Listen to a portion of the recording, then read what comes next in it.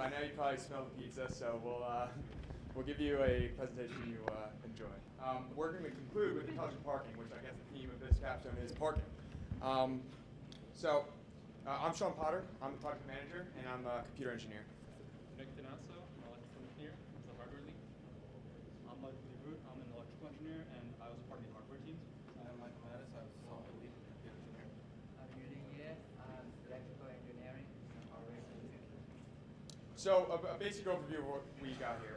We're going to go over our project purpose, then we're going to go into the prototype. And we're going to break that down into the circuit design, the communication, and the applications that we developed. And then we'll go over some tests and the results we got from those tests. And then we'll show you a demo video, and then we'll go over the system's cost.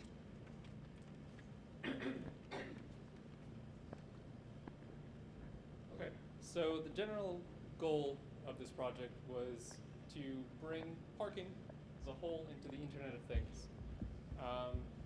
We just wanted to make a better experience for both the users and the owners of parking lots. And in doing this, we saw a bunch of attempts at this, and we noticed some consistent problems with all these attempts. Those being that they're intrusive, they usually have a lot of construction or maintenance costs. A lot of them only provide information when you get to the lot, which is sometimes too late. They have limited management, so that's to say that the owners of the lot don't exactly have control of the systems in place of the lot, so if there are problems or if they want to make changes, they'd have to call and make appointments. And finally, not all of them worked in all situations, as in outdoors, inside, large, small. So we wanted to take all this into account when we were designing our system. So this is just a general hierarchy of our goals that we want to keep in mind when we were designing this. In orange are the four main pillars that we designed around. We wanted our system to be accurate. We wanted it to be easy to maintain. We wanted it to be durable. And we wanted it to be safe for the user. So this is the general system overview of the whole entire thing. We have the individual parking spots, which will be fitted with intelligent parking blocks. And these will regularly pulse out and find out whether there's a car in front of them or not. And this information will be sent to the Raspberry Pi, which is the overall controller. From there, it'll be sent through Wi-Fi to the database to be able to be used by the iOS, the Android, and the desktop applications. So here's our prototype. This is a picture, it's over there, but just so you can see, we have a solar panel that if we would actually make it be a 6-foot block. We made this a smaller version so that we can carry it around and do our tests without a big device. And on the right, you can see the internal circuitry that we made. So the hardware that we used can be kind of broken down to two main categories. We have the power and the charging side, as well as the sensor communication side. For the power and charging, we used two rechargeable batteries, each rated at 5,000 milliamp hours. We had a single solar panel that was 23 by 19 centimeters large, and a single voltage regulator that would allow us to have a steady 5-volt output. The sensor communication, we used an HC SR04, which is an ultrasonic sensor that was able to tell us whether the car is actually in the spot or not. And to control that, we used an Arduino 101, which then would use the Zigbee Series 1 to communicate that information to our controllers. This is the schematic and design of our power charging system. On the right is the picture of what it looks like. On the left is the schematic diagram. And we can see the power input into pin 17 and 18 goes into the voltage regulator. And the output is pin 20 and 1, which is power the Arduino and the ultrasonic sensor. And we have pin 14 and 15 going into the rechargeable battery to charge our battery, and pin 16 is the battery sensor to sense the battery level to prevent overcharge. And one important function of this voltage regulator is once it senses the voltage is high, it would turns the thermal resistor in pin 5, turns the resistor to 0 to prevent overcharge go to the rechargeable battery. And next is our sensor design. We can see the powered out Vout coming from our charging circuit going into the Arduino circuit board and our ultrasonic sensor HSR04, and ultrasonic sensor is controlled by the Arduino with pin 7 and 8 to the trigger and echo port, and the Arduino is also controlling our Zigbee device to transmit information. So with respect to our controller, we decided to use a star topology, which means that there is a central node and there are end devices. And for the central node, we decided to choose a Raspberry Pi, and each Raspberry Pi will be assigned a unique PAN ID for each floor. And what this really means is that every Raspberry Pi will know which devices it needs to reach out to. Every Raspberry Pi can handle up to about 100 end devices, and once the Raspberry Pi gets the information, it updates the database with this information. So hopefully these videos are right ways up. So we have two videos here. We have, and they both operate the same way. We made one for iOS and one for Android to get the maximum users, because those are the two market sharing applications. So first we have, you have to be a passenger to use this app. You don't want drivers to be driving around while using an application. But once you're in there, you can see the spot for the parking lots that are available. And then once you go in there, you can see what floors are available. And then see what spots are available. Now, the spots are either highlighted green for they're empty, or they're red for being filled. And our test lot is what we use to test our sensor device right here.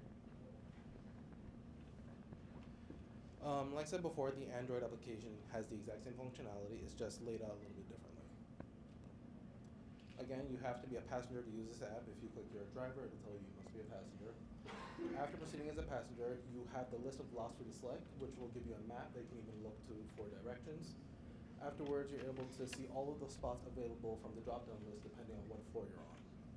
You can go back and select a different lot, and as you see here, the main difference between iOS and Android is that the Android app will not show you the spots that are filled.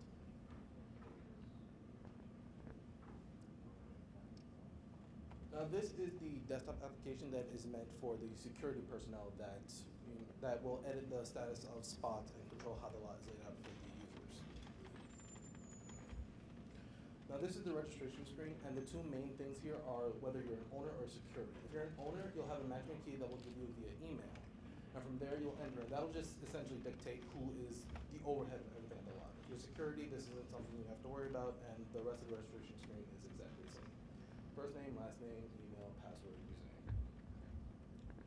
For this, we're just gonna cancel and go back to the login screen. Once you log in with your username and your password, you'll be welcome to a simple screen just saying welcome, who you are. That will show you the lots that you have available to you in the database, along with the floors and the spots. The table below shows the device ID, spot number, the date it was installed, the status of whether or not it is active, and whether or not the spot is currently filled. You can log in again to change your personal information. This is for security reasons, so that if someone comes to your computer while you're gone, they can't just change things for you. Everything is pre-filled from the database, save for password. You can just cancel if you don't want to change anything and go back. Now the edit lot information is the main thing that this desktop app will allow you to do. Again, you still get the drop-down list of all the lots that you have available to you in the database, along with the floors. And here, you'll also have the ability to change the name of a floor. This essentially changes how it's laid out in the mobile application. If you remember from the Android app and the iOS app, one of the floors was not named floor 1, but instead it was labeled section A. This is in case that you want to have multiple controllers on the floor. You can also change the name of the lot overall, say for whatever reason, change organization, so on and so forth. The two tables at the very bottom dictate whether a spot is active or inactive. Inactive spots will not be available to users using the mobile app. This will also show you whether or not it is empty, and also show whether or not there are errors. You can disable and activate spots based on either floor or on the entire lot. So if you want to shut down a floor for, say, 5 p.m., a simple click of a button, it's all shut down. All right, so the database layout. So for our system, we have two major components that we want to store information for.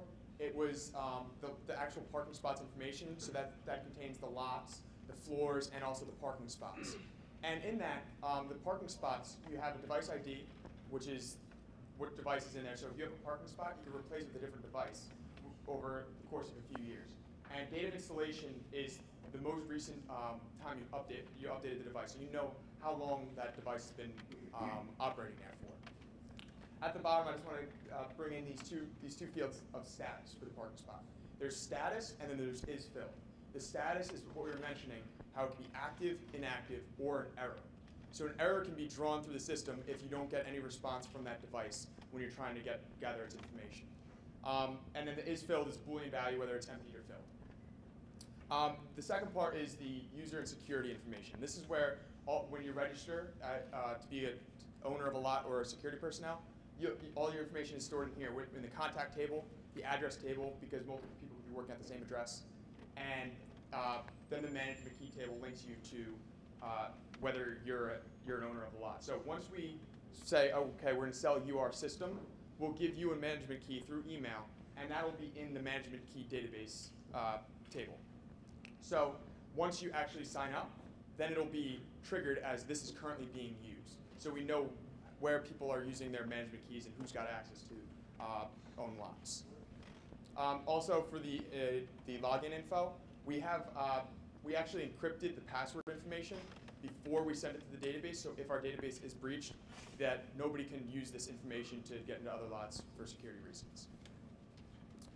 So we ran a lot of tests going through our to make our final design, and it started off with smaller modular tests with the sensors, and it ended up with our overall system functionality. So when we started out with our sensor testing, we wanted to make sure that the ultrasonic sensor could reliably detect cars in front of it. And so we went out to the main parking lot here on campus, and we measured the average size of the parking spaces. And it came out to about 2.5 meters by 5 meters. And on the data sheet, the HCSR04 has a max range of about 4 meters. And so through testing, we found that at various distances, it would have a different angle of operation. So anything less than 200 centimeters actually had an angle of operation of about 25 degrees. Anything greater than that would have an angle of operation of 15 degrees. All these tests had the sensor vertically oriented, and that's because when we tried to have it horizontal, the range seemed to be a little inaccurate. And we concluded that 150 centimeters is the best threshold for detecting cars. And that's mostly because of the two images at the bottom right. Just in case the installer of the parking lots put the block a little to the left, a little to the right, it would be able to reliably only find cars in front of it and not detect cars that are like a parking spot to the right of it or to the left of it. We continued sensor testing by bringing a car into the parking lot, and we measured it 50 times each filled and empty at different distances, and these are some of the results that Sean will be going. So these are the results, and what you're looking at here is, so this is the graph of the actual distance that we measured using a ruler and the sensor's distance that we got measured as. Now, the two different colors, the green means it was correctly classified as whatever it was, whether it was filled or empty. And the shape, if it's an X, means it was classified as filled, and a circle means it was classified as empty. Now, there's two outlier measurements that we have here at the 400 centimeters and also at 35. The 400, we determined that was caused because there was no signal coming back. So the maximum range was 400 centimeters. So we're assuming that there was no signal, the signal was deflected and not returned back. The 35, we couldn't come to a conclusion with that, but we think it might have been something with maybe a reflection off the ground, off of some sort of object, and that was the signal that we were getting returned. To break that down, so we had, out of the 50 that were actually empty spots, 45 of them were correctly classified. And out of the 50 actually filled spots, 43 were correctly classified. That left us with 86% accuracy and 90% accuracy. But we accounted for this in our software to enhance this. And what we did is we took 4 measurements, and we took a weighted average of those measurements, so that the last measurement would be given the most weight, and the first measurement would be given the least weight. And using that, we actually boosted our accuracy from 86% to 96%.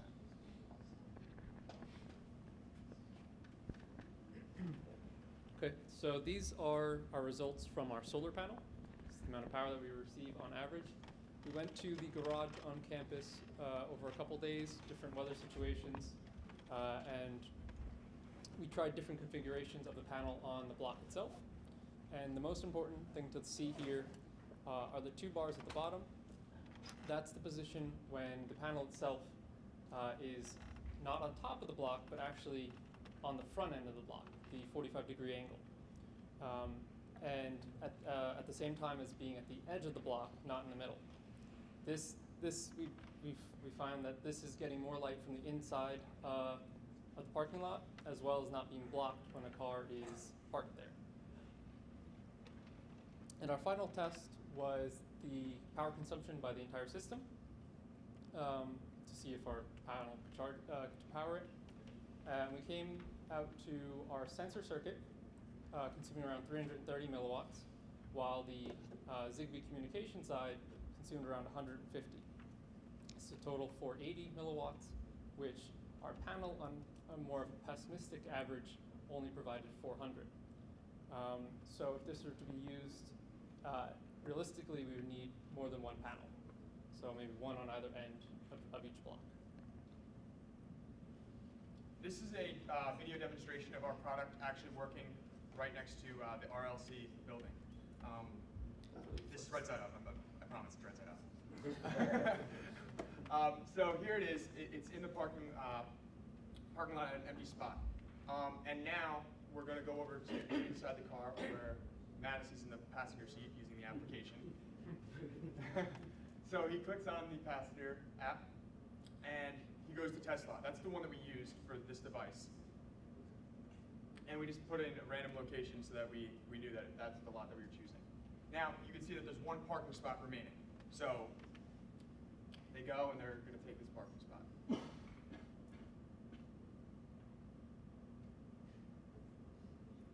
Now, for purposes of the video, we made sure that this would keep updating automatically. The controller would keep touching this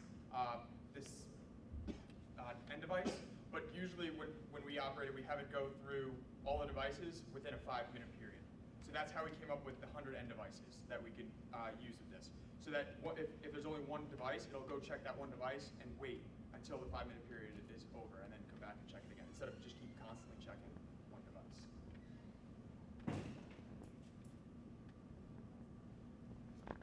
So here's the total cost. We have it broken down into 3 main things. The parking block itself. For an individual parking block, it would be around $94.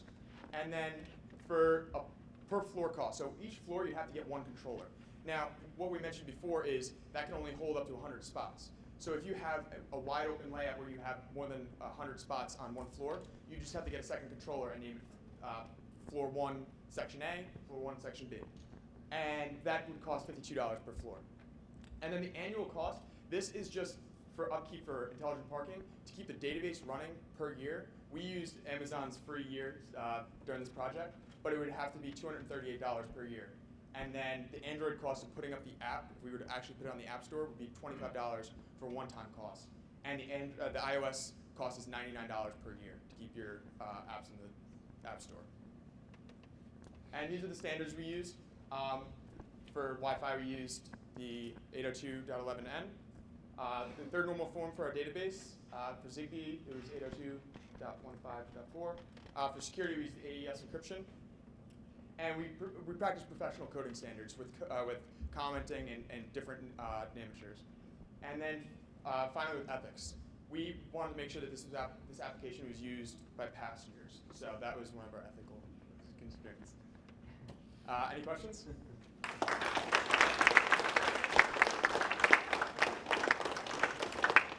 I'm assuming this is for retrofits on existing parking lots. That's what we originally thought was to make it an individual block, but what we came out with is that you could actually put this on top of a block that's there. So you could have it either way. You can make it If you were designing a new parking garage, yeah. what would you do differently from your construction? How might you implement it in a different way? So Do you need that, or could you do something Yeah, so you could definitely do something different to implement it into your garage, but ours was to be a separate thing that's already existing there. So I'm not looking to build a new garage. Manhattan College, if they want to make their garage more open to their security personnel and for users coming to the school, then at that point they can come in and retrofit this, put this right on top of their existing cement blocks. Or if you said, as you said, you want to make a new parking garage, you could have it's just in a seamlessly plastic box instead of making these new devices. All right, thank you very much. All right, before anyone goes and gets pizza, we're going to get a group picture.